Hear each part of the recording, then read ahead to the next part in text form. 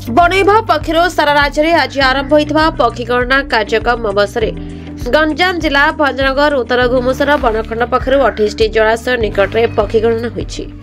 चिन्हट होता पक्षी मध्य 22 रु ऊर्ध्व भिन्न प्रजातिर पक्षी चिन्हट होता बेले बनखंड में प्रथम थर पर 2टी विदेशागत पक्षी चिन्हट होती, जहाँ गुमुसर बनखंड एक शुभ संकेत बोली कहुई। गणना कार्यक्रम में 150 जन वन कर्मचारी नियोजित रही एवं विभिन्न महाविद्यालय छात्र छात्री एवं स्वेच्छासेवी माने सामिल होते।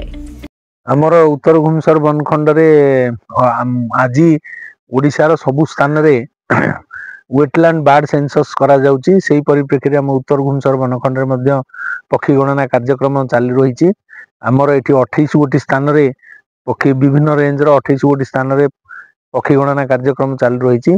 मु मध्य आज आमर जो भंजनगर डैम साइट रे आमर जो रसुलकुंडा डैम रे मु मध्य पार्टिसिपेट करथिली।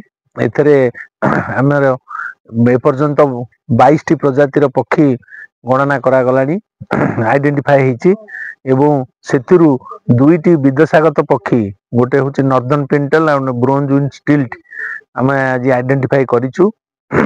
ए विदेशागत पक्षी प्रथम करी बोधे आम डिवीजन को आसी प्रथम करी डिवीजन को आसी एटा गोटे शुभ सूचना डिवीजन पाई।